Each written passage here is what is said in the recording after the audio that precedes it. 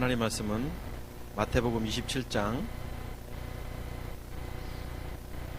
45절 46절 두 구절만 우리 같이 한 목소리로 같이 합독합니다. 시작. 제6시로부터 온 땅에 어둠이 임하여 제9시까지 계속되더니 제9시쯤에 예수께서 크게 소리질러 이르시되 엘리 엘리 라마 사박다니 하시니 이는 곧 나의 하나님 어찌하여 나를 버리셨나이까 하는 뜻이라. 아멘. 오늘 사실 설교 말씀은 굉장히 설교하기 어려운 본문입니다. 그래서 이번 주는 그 어느 때보다도 제가 거의 한 일주일 매일을 묵상했어요. 이 말씀을. 어제도 사실은 좀 몸이 많이 피곤해서 일찍 말씀을 보면서도 이게 감동이 안 오는 겁니다. 그러니까 감동이 안 온다는 표현보다도 이게 무슨 말인지 모르겠는 거예요, 사실. 예수님의 심정에 깊이 못 들어갔었어요, 사실은. 그래서 피곤해서 이제 잠깐 누워서 계속 하나님, 왜 예수님께서는 엘리 엘리 라마 사박다니 말씀하셨을까요? 계속 똑같이 반복해서 한번 여쭤봤어요. 그러다 그냥 스르륵 잠이 들었고 이제 새벽에 일어났어요. 새벽에 일어나서 또 엘리 엘리 라마 사박다니 뜻은 알겠어요. 하나님 어찌하여 나를 버리셨나이까. 그리고 원문 성경도 봤고 그래서 무슨 뜻인지는 알겠지만 그 예수님의 십자가 선상에서의 그 심정을 못 느끼겠는 거예요, 제가. 반복하고. 그래서 오늘 교회 학교 예배도 정말 이걸 어떻게 해야 되나. 그래서 애들한테 물어봤어요. 야, 오늘 목사님이 이거 무슨 뜻인지 잘 모르겠다. 어떤 심정인지 모르겠다. 라고 물어봤어요. 그래서 이런저런 답변들이 나왔습니다. 우리 아이들에게 답변. 그래서 어른들한테도 오늘은 좀 묻고 싶어요. 왜냐하면 제가 말씀 가운데 이런 묵상은 들었습니다. 예수님의 태어나시는 순간부터 예수님이 첫부터 언어 표현을 한 게 아니셨겠죠? 오늘 지우리가 많이 걸어왔어요. 저기서부터 절 보더니 막 걸어왔습니다. 한 3m를 걸어왔어요. 예수님이 태어나는 순간 걸어오신 게 아니에요. 예수님도 똑같이 옹알이 하는 시간도 있으셨고 또 예수님께서 또 어느 날 이렇게 기어 다니시는 시간도 있으셨을 것 같고 그리고 어느 날 걸음을 뛰셨고 어느 날 첫 마디를 하셨을 때 예수님이니까 할렐루야부터 첫 마디를 하셨을까 하는 생각을 했습니다. 이 땅에 인성의 몸을 입고 오신 예수님께서 분명히 우리처럼 똑같은 그 시간들을 보내셨을 거예요. 그런데 그분은 인간은 아니십니다. 하나님의 아들이시고 하나님이신 분께서 이 땅에서 살아셨을 때 그분의 언어 표현 하나하나에 마음에 감동이 오더라고요. 그래서 어린 시절에 예수님은 무슨 말씀을 하셨을까? 젊은 시절에 예수님은 무슨 말씀을 하셨을까? 외롭고 힘드셨을 것 같아요. 누구하고도 대화가 되지 않았을 것 같고 누군가가 어떤 그 아버지 요셉이 심부름을 시키면 네 하고 그 일은 했겠지만 그 일을 뭔가 도움을 주셨겠지만 그분은 이 땅에 죽으심도 아셨고 이 땅에 왜 태어났는지도 아셨고 그리고 십자가 선상에 돌아가셔야 하고 다시 사흘 만에 부활하실 것도 아셨던 하나님이신 그분이 많은 사람들과의 관계 속에서 무슨 말을 하실 수 있었을까? 그러면 예수님의 한마디는 거짓됨이 없는 언어의 표현이었을 것 같습니다. 오늘날 우리의 언어는 어떤 한마디를 하면 가미가 됩니다. 누군가 관계 속에서 어떤 대화를 하면 그대로 표현하면 되는데 때로는 조금 더 덧붙여 표현하기도 하고 사실보다는 플러스 알파를 해서 표현하기도 하고 때로는 사실보다 좀 줄여서 표현도 하기도 하고 이게 우리 인간들이에요. 그런데 예수님께서는 쫙 하셨을 것 같아요. 하늘의 새들을 보라라고 하셨을 때 예수님의 그 마음을 좀 묵상해 봤습니다. 그때 그 무슨 말씀이셨을까? 물론 비유로 말씀하셨겠지만 그러면 예수님이 하신 언어 표현 한마디 한마디가 분명히 그분은 한 번도 농담도 안 하셨을 뿐이니까 당연히. 그러면 십자가 선상에서 첫 번째 말씀, 두 번째 말씀, 세 번째 말씀까지가 우리가 보았습니다. 이 가상칠언을 계속 보면서 하나님 저들을 사하여 주십시오라는 메시지가 어떤 메시지인지 우리는 첫 번째 시간을 통해서 보았습니다. 저들이 회개하고 복음을 믿지 아니했던 그들을 향해서 주님의 심정으로 예수님께서는 십자가 선상에서 그들을 용서해달라고, 회개가 뭔지도 모르고 복음이 뭔지도 모르는 그들을 향해서 저들을 용서해달라고 말씀하셨던 그 메시지가 어떤 심정인지 우리는 알았어요. 그리고 두 번째 외치셨던 낙원에 나와 함께 있겠다, 우편 강도에게 그 말씀을 하셨을 때도 그것이 그 강도가 정말 예수님의 마음 가운데는 어떤 사람인지 알았기 때문에, 거룩한 종교인이 아니라 내 육체를 십자가에 못 박고 내 안에 그리스도가 사는 사람임을 알았기 때문에 예수님께서는 나와 함께 하나님의 자녀로서 함께 할 것이다라는 그 고백의 메시지도 우리는 알았습니다. 그리고 지난주였죠? 모친 마리아에게 아들이니다, 여자여 아들입니다. 사실 지난주도 굉장히 깊은 말씀입니다. 그 말씀이. 예수님이 어머니라는 표현을 안 쓰고 여자여라고 하셨어요. 그것도 사실 예수님의 심정이기 때문에 와닿지가 않았습니다. 어머니라고 표현은 안 하셨고 여자여. 가나의 혼인잔치에서도 여자여라고 하셨거든요. 그것도 천국 가면 한번 물어보고 싶어요. 물론 마음의 추측은 갑니다. 그러나 이 추측이 정말 추측이 주님의 심정인지는 모르니까 여자여 아들이니. 그래서 뭐 얼마든지 해석할 수 있습니다. 육신의 모습이 보이는 것이다, 인성의 모습을 가지신 예수님의 모습이 보였다, 뭐 얼마든지 오늘 본문도 마찬가지 해석할 수가 있죠. 그것은 그냥 추측일 뿐입니다. 많은 신학자들과 목사님들의 추측일 수 있는 겁니다. 그리고 요한에게, 사랑하는 제자 요한에게 내 어머니다 라고 말했습니다. 그건 요한과 예수님의 관계가 어떤 관계인지를 말씀하고 있는 거죠. 아들이라고 말했고 내 어머니라고 말했으니까 결국 그리스도 안에서의 한 가족됨을 말하는 것이죠. 우리가 육신적인 가족이 아니라 그리스도 안에서의 한 가족이 되어야 된다는 거예요. 그래서 우리 리볼스 가족들이 아름답고 소중한 관계라는 겁니다. 일주일에도 한두 번 보는 것도 아니고 이게 진짜 가족입니다. 육신적인 가족들 있습니다. 저도 부모님이 있고 동생들이 있고 다 있습니다. 일가 친척 있고 여러분들도 마찬가지예요.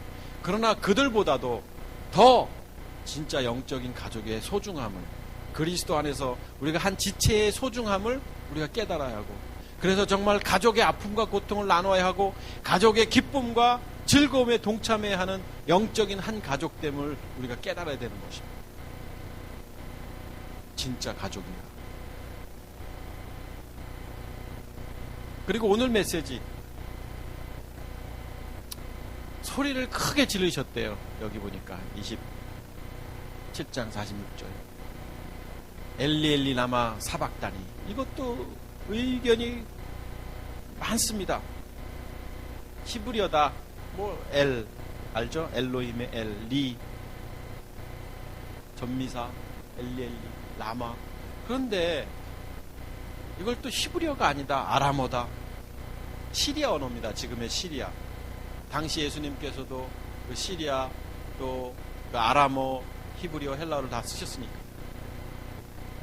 많은 사람들이 무슨 뜻인지 몰랐다. 뒤에 보니까 엘리야를 부르는가 보다. 우리가 본문을 요까지만 봤습니다만, 그래서 이 본문을 보고 무슨 말하는지 몰랐다. 크게 소리 질렀는데도 불구하고 어떤 이들은 또 이렇게 해석합니다. 크게 소리 지르셨지만 너무 고통 가운데 있어서 그 큰 소리가 아니라 사람들이 무슨 말인지 못 알아들었다. 그것도 참 그렇습니다, 사실. 그러나 그냥 성경을 그대로 보면 크게 소리 지르셨는데 그분이 뭐라고 소리 지르셨냐면 엘리 엘리 라마 사박다니 이렇게 소리 지르셨어요. 어떤 사람들은 기독교에 대한 부정적 시각을 갖고 있는 사람들은 이것은 인도다. 그래서 예수는 그 불교인이다. 뭐 이런 표현도 합니다. 그래서 이게 그 불교 용어 가운데 이게 있습니다. 이게 엘리엘릴라 뭐 있더라고요. 저도 가물가물합니다. 기억이 안 납니다. 예전에 무슨 언 해가지고 불교에 이 언어가 있어요. 그래서 그걸 표현한 것이다. 말도 안 되는 소리고. 그래서 저도 사실은 왜 오늘 설교 말씀이 참 어렵고 힘드냐면 주님이 왜 이런 말씀을 하셨겠느냐라는 거예요. 그래서 어떤 분들은 보세요. 하나님 이게 해석이 나와 있는데 곧 나의 하나님 어찌하여 나를 버리셨나이까. 그냥 이 해석만 보면 나의 하나님 어찌하여 나를 버리셨나이까 해석만 보면 이 말씀 속에서는 원망의 메시지입니다. 왜 나를 버리셨나이까. 이걸 긍정적으로 얼마든지 해석해서 변형해서 해석할 수 있습니다. 그걸 설교할 수 있습니다. 얼마든지. 그런데 뭔지 모르게 왜 예수님께서는 십자가 선상에서 한마디 지금까지 살아온 인생 여정 속에 거짓말 한 번 안 하셨고 농담 한 번 안 하셨을 하나님이신 그분께서 뭐 이런 문자적으로는 원망의 메시지를 하셨을까? 그래서 제가 우리 교회 학교 아이들한테 물어봤어요. 예수님께서 어떻게 원망 같은 소리를 하셨을까? 우리 빛나가 이런 얘기를 하더라고요. 예수님이 그러실 분이 아닌데. 그 말이 와닿는 거예요. 예수님은 그러실 분이 아니에요. 빛나가 농담을 말한 게 아니에요. 예수님은 원망하실 분이에요. 예수님은 그러실 분이 아니에요. 그러더라고요. 예수님이 원망하셨겠어요? 십자가 선상에서? 인간의 인성의 몸을 입고 있었기 때문에 고통스러웠다. 이렇게 말씀하시는 목사님들도 있는데 다 아셨는데 그분이 십자가에 죽으시고 고통당하시고 부활하실 것을 아셨던 그분이 고통스러워서 하나님을 원망한다. 이게 와닿지 않는 거예요. 그러니까 빛나 말이 맞는 것 같아요. 그러실 분이 아니에요. 예수님. 그래서 오늘은 좀 우리 교우들한테 도움을 요청하고 싶어요. 도대체 왜 이런 말씀을 하셨을까? 예수님은 십자가 선상에서. 원망의 메시지 같아요. 어찌하여 나를 버리셨나이까? 하나님이 예수님을 버리시나요? 왜 버리셨다라는 표현을 쓰셨을까?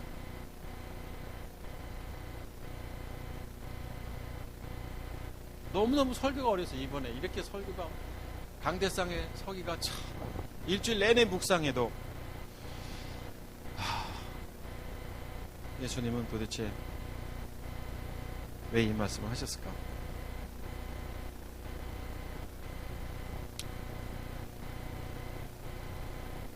어떻게든지 시간을 때우고 내려가겠다 이 생각이 들더라고요. 자, 한번 고민해 보십시오. 이따가 제가 질문할 겁니다. 우리 다 물어볼 겁니다. 이게 도대체 왜 이런 말씀하셨는지.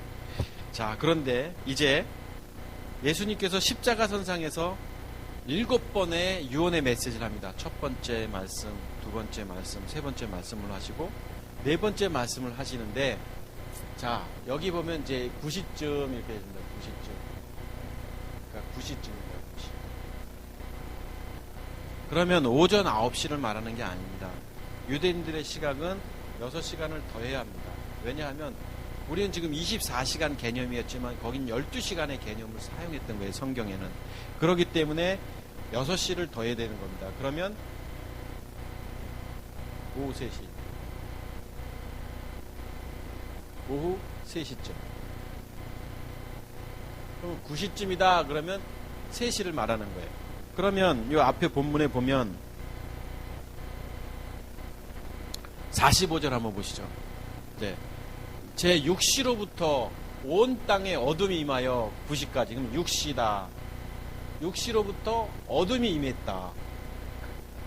그러면 12시.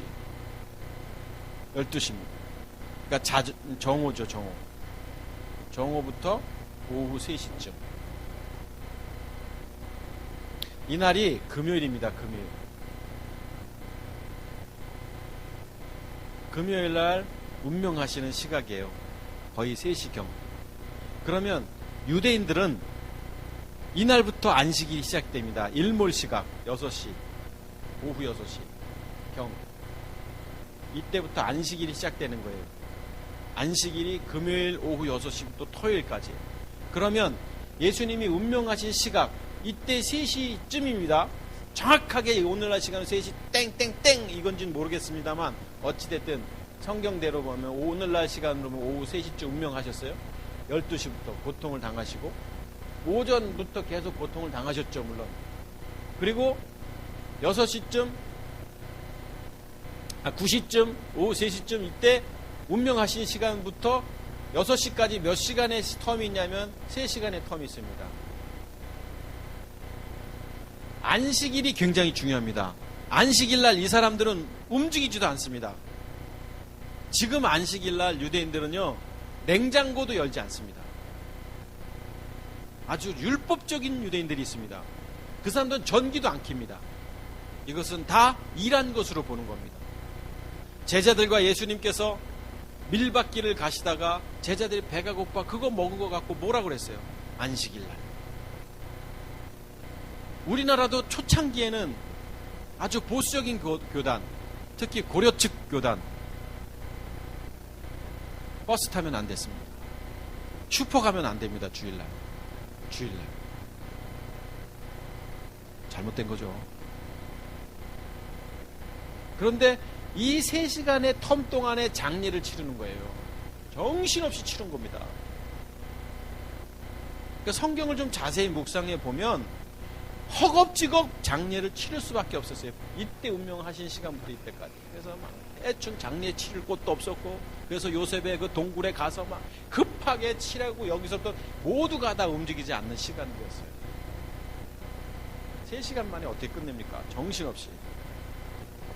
이때 이런 배경적인 시간이 있었습니다. 자, 그러면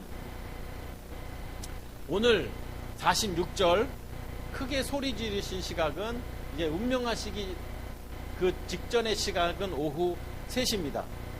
오늘날 시간으로 말하면 오후 3시에 어둠이 임하기 시작했고 3시간 동안, 그 다음에 9시까지 오후 3시쯤 어둠이 임하기 시작했습니다. 그리고 나서 그분이 엘리 엘리 라마 사박단이라고 말씀하셨습니다. 그런데 그분의 고통 속에 정말 이것이 원망의 메시지는 잘 모르겠습니다만 오늘 좀 곁길로 가는 말씀을 좀 보려고 하는 겁니다. 왜냐하면 제가 아까도 말씀드렸지만 자신이 없어서 도대체 예수님의 심령을 모르기 때문에. 이사야서 53장 5절 한번 보시겠습니다. 5절 6절 한번 보시죠. 이사야서 53장 우리가 잘 아는 말씀입니다. 5절. 자, 그가 찔림은, 자, 주님이시죠? 예언의 메시지가 기록된 건데, 우리의 허물 때문이요.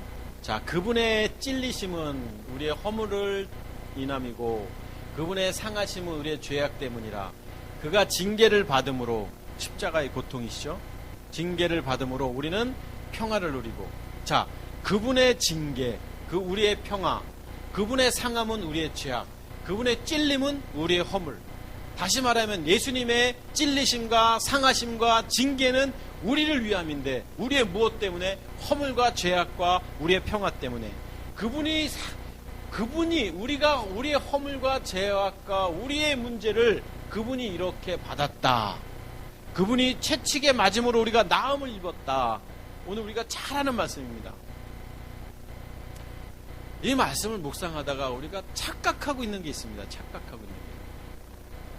마치 이분이 다, 예수님이 전부 다 우리의 이 문제를 위해서 대신해서 다 하신 것 같아요. 우리의 허물과 죄악과 또 우리의 평화를 위해서 이분이 찔리셨고 상하셨고, 그러니까 이것 때문에 이분이 다 대신해서, 그래서 우리가 할 것이 없는 것 같은 뉘앙스로 이 본문을 많은 사람들이 본다는 겁니다.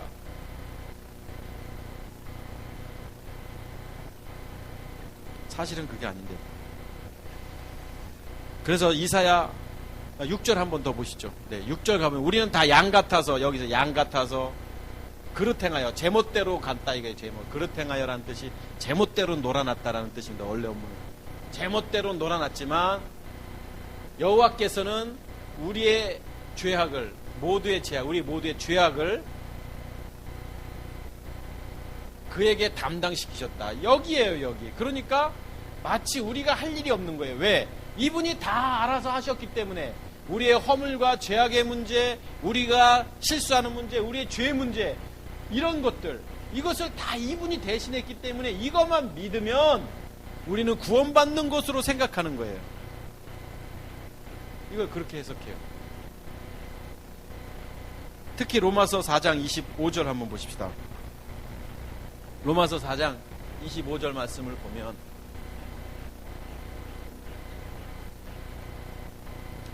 예수님께서는 우리가 범죄한 것 때문에 내줌이 되고, 자, 여기 보면 예수님, 여기는 우리라고 한번 하시죠. 자, 예수님은 우리가 범죄한 것 때문에, 우리가 여기 범죄했고, 그래서 이분은 내어줌이 됐고 십자가에 죽으셨고, 우리의 의롭다 하심을 위하여 살아나셨다. 죽으심과 부활, 우리의 범죄, 우리의 죄 문제, 우리의 거듭남의 문제를 위해서. 그래서 예수님이 십자가에 죽으시고 부활하신 것은 우리가 이렇게 하기 위해서, 이것도 여기 위하여 살아나셨다, 이렇게 되어 있습니다. 그래서 마치 우리의 이 문제를 대신해서 이분이 죽으셨고 부활하신 것으로 생각하는 거예요. 그러니까 오늘날 구원관이 이 예수님, 내 죄의 문제를 위해서 십자가에 죽으시고 또 나를 의롭게 하시기 위해서 부활하신 그 예수님이, 그것을 내가 믿으면 마치 천국 백성인 것처럼 이 본문들을 그렇게 해석하는 거예요. 우리의 죄악을 위해서 그분이 고통당하셨고, 우리가 범죄함을 위해서 그분이 이렇게 되셨고, 우리가 살아나기 위해서, 우리가 의롭게 되기 위하여 그분이 부활하신 것처럼 마치 이분이 다 대신. 그게 아니에요. 이게 본질적인 이 문제를 위해서 이분이 이렇게 하신 이유가 있는 거예요. 그래서 제가 우리 가족들한테 맨날 얘기하는 게 뭐냐면, 구원의 문제는 대신해 주는 게 아닙니다. 절대. 이분이 이렇게 하신 이유는 뭐냐면 우리의 본질적인 이런 문제가 무언지를 보여주시기 위해서 십자가에 못 박혀 돌아가신 것이고, 보여주시기 위해서 그분은 부활하신 거예요. 그러니까 우리도 이와 같이 우리 십자가를 져야 된다는 것을 말씀하시는 거예요. 우리 범죄 때문에 돌아가셨고, 우리가 부활하시기 위해서, 우리가 다시 거듭나기 위해서 그분이 부활하신 것은 맞는데, 그것이 우리가 아무 행함 없이 그냥 그런 것만 머릿속으로 믿으면 내 죄 문제가 해결됐고 내가 거듭난 것처럼 잘못 생각하고 있는 겁니다. 우리가 사실 그게 아닌데. 그래서 로마서 6장 5절 한번 보시죠. 로마서 6장 5절 보면, 만일 우리가 그의 죽으심과 같은 모양으로, 여기 있잖아요, 죽으심과 같은 모양으로 연합한 자가 되었으면이라고 돼 있는 거예요. 아까 로마서 4장의 말씀들을 좀 연이어서 계속 보다 보면 우리도 같은 모양으로 우리도 같이 십자가를 져야 되는 거예요. 그분처럼.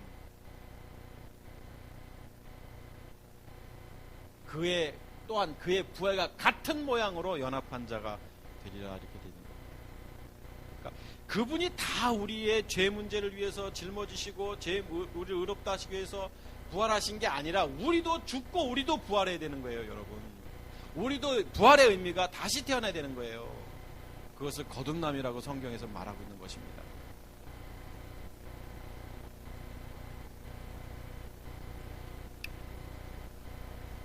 (6장 6절) 한번 볼까요? 그래서 우리가 알거니와 우리의 옛사람이 예수님과 함께 십자가에 못 박힌 것은, 그래서 그냥 함께라는 의미를 그냥 그분이 돌아가신 것을 그냥 이렇게 머리로 받아들이는 걸로 이게 본문 해석할 수 없잖아요. 함께 십자가에 못 박아야 돼요. 우리가 무엇을, 우리의 육체를, 우리의 지정의를, 우리의 생각과 가치관, 우리의 경험들, 내가 주인인 거, 이걸 다 십자가에 못 박는 믿음의 행함이 있어야 되는 겁니다. 그래야 죄의 몸이 죽어서 우리 안에 있었던 내 가치관대로 살아왔던 이 모든 것들이 죽어서 다시는 우리가 그 내 가치관대로 살지 아니하고 누구 가치관대로 이제는 내 안에 계신 그리스도, 그분의 가치관대로 산다라는 거죠. 그래서 갈라디아서 5장 24절 한번 보시죠. 갈라디아서 5장 24절. 그리스도 예수의 사람들은, 그렇죠? 그리스도 예수의 사람들이죠. 이미 내 안에 그리스도를 모신 사람들이니까 육체와 함께 정욕과 탐심을 십자가에 못 박았다. 함께 십자가에 못 박았다. 성경은 너무 정확하잖아요.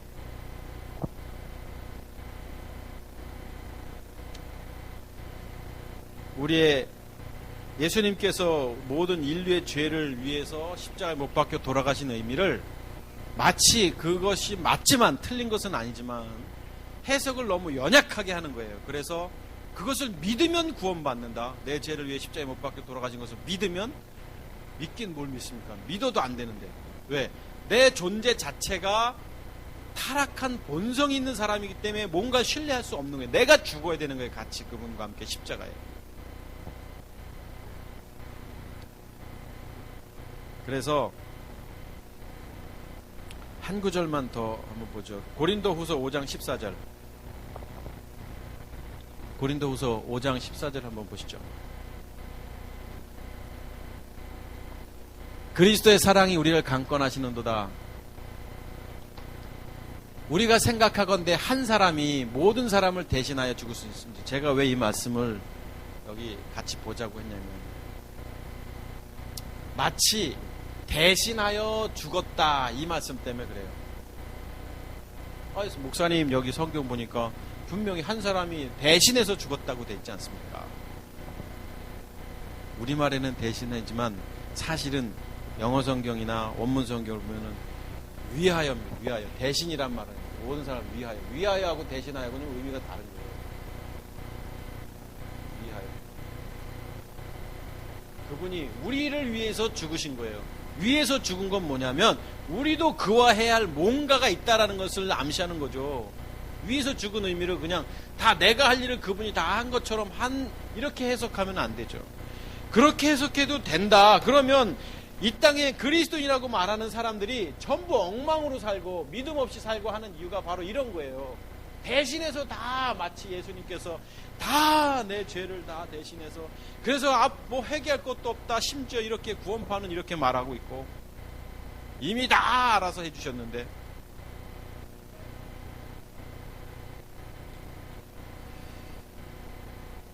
이렇게 시간을 때웠습니다. 55분까지 다시 본문으로 돌아갑니다. 그냥 우스갯소리 한 거고요. 그런데 우리가 이 구원관을 제대로 알아야 됩니다. 그래야 예수님께서, 지금 제가 이 말씀을 드린 이유는 뭐냐면, 십자가 선상에서 이분의 죽으심의 의미가 도대체 뭐냐, 대신이 아닌 거예요.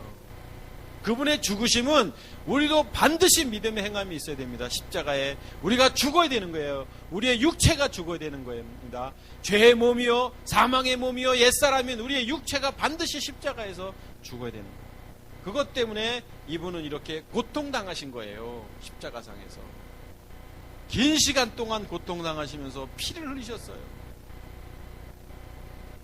그 피 흘리신 예수님께서 이제 말씀하십니다. 엘리 엘리 라마 사박다니.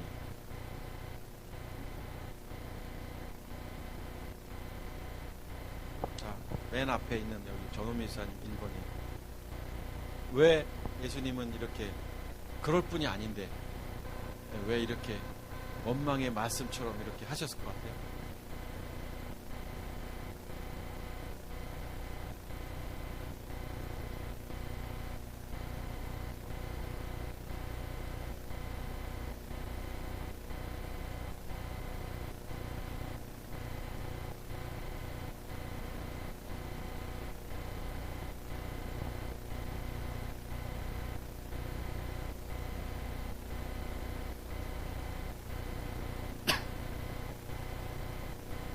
네, 장로님 어떻습니까? 원장님.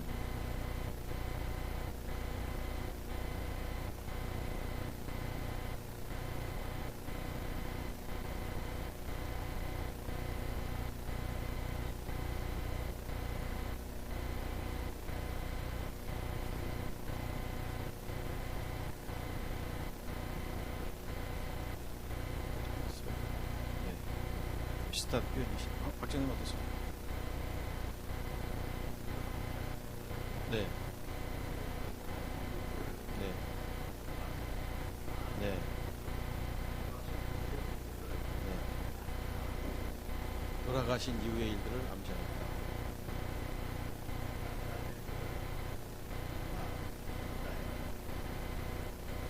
이유가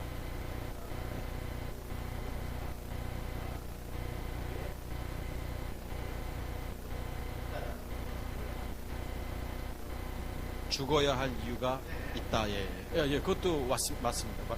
와닿습니다. 무슨 의미인지. 예. 위험한 생각이 아니죠. 맞죠. 우리 청년들은 좀 그렇고 넘어가겠습니다. 기회를.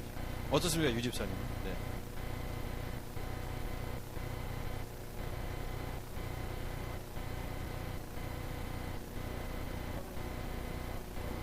네.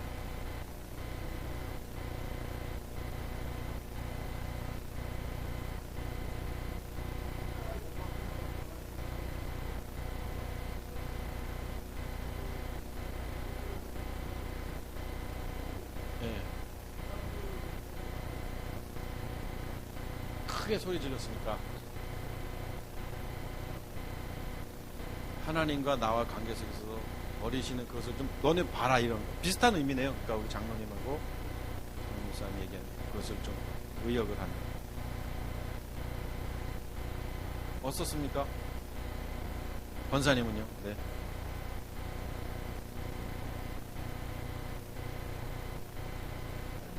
답은 없는 거예요. 왜냐하면 이거 예수님 마음이니까 우리가 그분 마음을 잘 모르니까. 저도 그래서 이거 함부로 설교하기가 쉽지 않아서 그렇게 물어보는 거예요.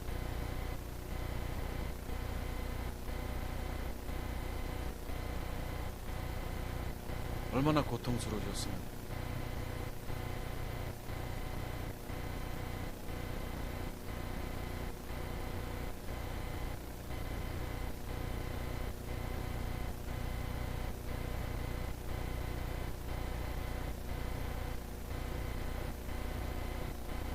고사하면 어떻습니까?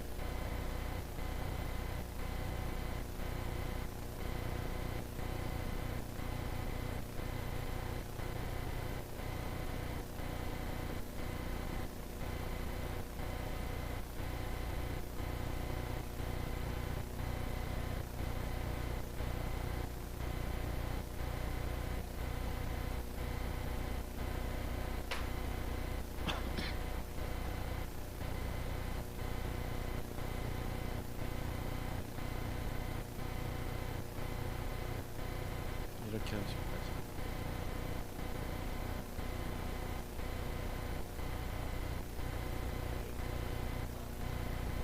네, 그렇죠.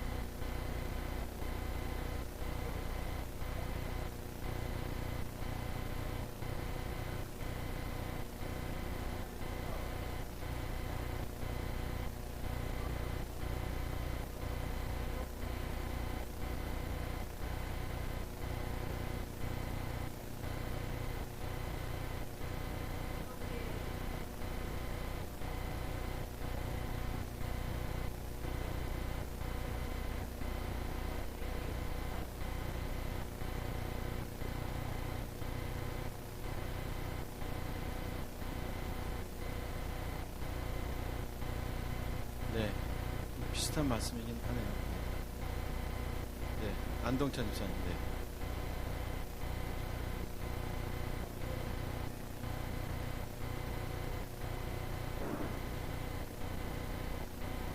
네.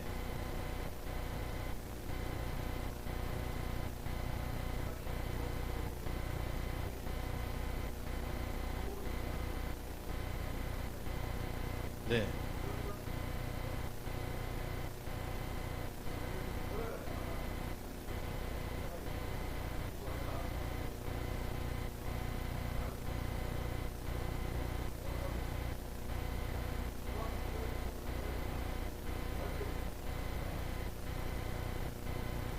네. 네. 맞습니다. 네, 저도 이제 그 마음이 듭니다. 유스케한 집사님 어떻습니까?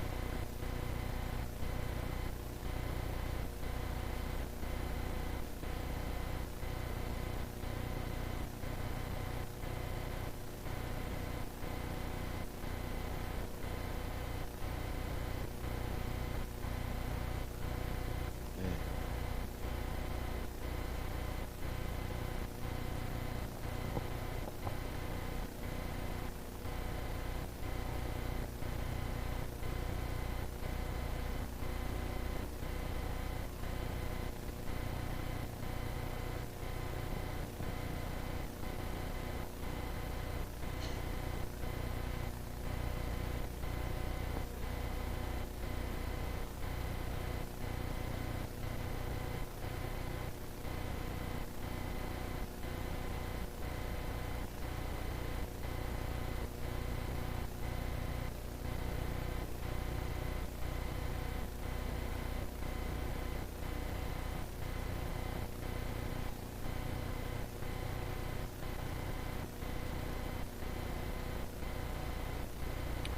네. 저도 지금 뭐 휴대폰에 있는 성경을 원어 성경도 좀 보고 잠깐 사이에 뭐 영어 성경도 봤지만 번역은 비슷하게 했어요. 영어 성경에는 forsaken 이렇게 돼 있었고, 그러니까 과거 분사형으로 이제 버리다라는 그 의미죠. 그래서 이제 이거 이제 어찌하여라는 단어도 이제 뭐 비슷한 단어로 돼 있었고, 그래서 그냥 엘리엘리 라마 사박다니 이건 이제 번역한 거지만, 그래서 이런 생각도 드네요. 전원미 목사님도 황 장로님도 대부분 집사님도 말씀하셨는데 이 고통은 굉장히 어려운 고통 같아요. 왜냐하면 겟세마네 동산에서 예수님께서 정말 기도하실 때에 그 정말 땀방울이 핏방울이 될 정도로 그때 기도하실 때 할 수만 있다면 좀 피하고 싶다라는 표현을 하셨습니다. 그리고 그렇지만 아버지의 뜻이라면 내가 감당하겠다. 여기서도 그때 그랬으면 그만하시지 뭘 또 한 번 하나님 앞에 이럴까, 뭐 이렇게 역발상적인 할 수도 있지만 이건 너무 힘들다라는 고통 아시죠? 지금 시간의 흐름 속에서도 굉장히 이 수분이 다 빠지고 정말 피가 쭉쭉쭉 떨어져 가지고 그냥 한 번에 쭉 돌아가시는 게 아니라 계속 이루 말할 수 없는 고문 같은 고통을 당하시는 상황이에요. 그래서 십자가의 죽음은 너무 고통스러운 게 아닌가라고 생각할 수밖에 없는 거죠. 이런 고통이 없이 우리가 어떻게 거듭났다고 말할 수 있고, 이런 고통이 없이 우리가 어떻게 다시 하나님의 자녀로 태어날 수 있었겠느냐라고 말할 수 있는 근거가 되겠죠. 원망의 메시지는 아닌 것 같아요. 그럴 분이 아니시니까 예수님이. 그런데 저는 이 말씀 가운데 우리가 좀 이 성경에 넘지만 이때 큰 소리로 외치셨을 때 하나님의 심정은 어땠을까라는 거죠. 하나님은 그 당신의 아들이 고통당하면서 엘리 엘리 라마 사박다니 하셨을 때 하나님의 심정은 어땠을까? 더 고통스러우셨겠죠. 자식의 고통 때문에. 그러니까 우리가 살아온 감정대로, 우리의 가치관대로 살아왔던, 사단의 종로로 타면서, 세상 임금의 종로로 타면서 살아왔던 우리가 그것을 십자가에 못 박는 것은 너무 어려운 일이지만, 고통스러운 일이지만, 그 이면에, 하나님의 이면에 고통스러운 가운데 반드시 돼야 할 일이라면 오늘 우리가 십자가의 육체를 못 박는 일은 반드시 겪어야 할 일이라는 겁니다. 그건 쉬운 일은 아니지만. 그래서 의인 10명을 찾기가 힘든 거예요. 그래서 방주에 8명밖에 들어가지 못해요. 물론 상징적인 의미입니다. 하지만 이 땅에 진정한 그리스도인 하나님의 자녀라고 말할 수 있는 사람을 찾아보기 힘든 건 우리가 더 잘합니다. 내 주변에 정말 믿음을 가진 사람, 내 주변에 정말 하나님 중심의 가치관을 가지고 내 안에 그리스도가 사는 사람을 찾아보기 힘든 이 시대에 살고 있는 것만 봐도 우리가 육체를 십자가에 못 박는다는 것이 얼마나 힘들고 어려운 일인지. 물론 주님께서 오늘 엘리 라마 사박단이라고 말씀하셨던 이 메시지의 깊은 그분의 의미가 우리가 아직 인간의 지식으로는 그분의 심정을 이해할 수는 없지만 너무 고통스러우신 십자가의 죽음은 너무 고통스러운 것을 우리는 그렇게밖에 생각할 수 없다면 반드시 짊어져야 되지 않겠냐. 고통스러우심에도 불구하고 짊어지셨어요. 그것을 버리셨다라는 표현까지 쓰시면서 이렇게도 생각할 수 있죠. 버려야 되는 거 아닐까요? 무엇을? 우리의 육체를, 죄의 몸을, 사망의 몸을, 옛사람을, 우리의 가치관을 버려야 된다. 버려야 된다. 어디에서? 십자가에서. 이제는 우리의 육체를 버리고 다시 태어난 믿음의 사람으로 이 땅에서 승리하는 여러분과 제가 되기를 주의 이름으로 축복하겠습니다. 기도하겠습니다.